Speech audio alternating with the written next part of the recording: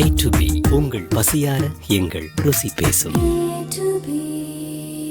இந்த நூற்றாண்டு India ASEAN அமைப்புகளின் நூற்றாண்டு என்று அமெரிக்க அதிபர் ட்ரம்ப் முன்னிலையில் பிரதமர் நரேந்திர மோடி பேசியது கவனம் பெற்றுள்ளது. ஆசியான் என்பது தென்கிழக்கு ஆசிய நாடுகளின் கூட்டமைப்பு ஆகும். அதன் தலைமையகம் இந்தோனேஷியாவின் ஜகார்த்தாவில் அமைந்துள்ளது.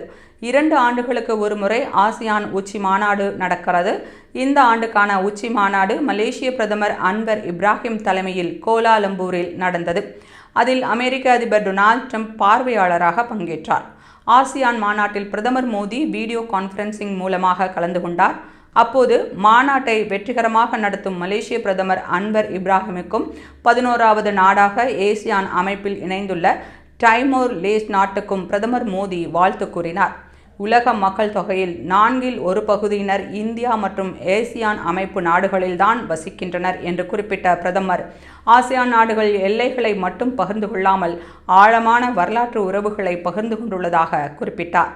பின்னர் பேரிடர் மீட்பு, கடலோர பாதுகாப்பு, கடல்சார் வளங்கள், மனிதாபிமான அடிப்படையிலான செயல்பாடுகள் ஆகியவற்றில் ஆசியான் நாடுகளுக்கு இடையேயான ஒத்துழைப்பு அதிகரித்து வருவதாகவும் 21ஆம் நூற்றாண்டு ஆசியான் அமைப்பின் நூற்றாண்டு எனவும் பிரதமர் மோடி பேசினார்.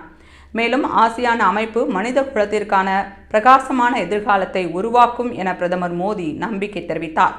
உலகின் தலைவராக தன்னை கருதி கொள்ளும் அமெரிக்க அதிபர் ட்ரம்ப் பங்கேற்ற நிகழ்ச்சியில் இது தெற்குலக நாடுகளின் நூற்றாண்டு என்று பிரதமர் மோடி பேசியது கவனம் பெற்றுள்ளது.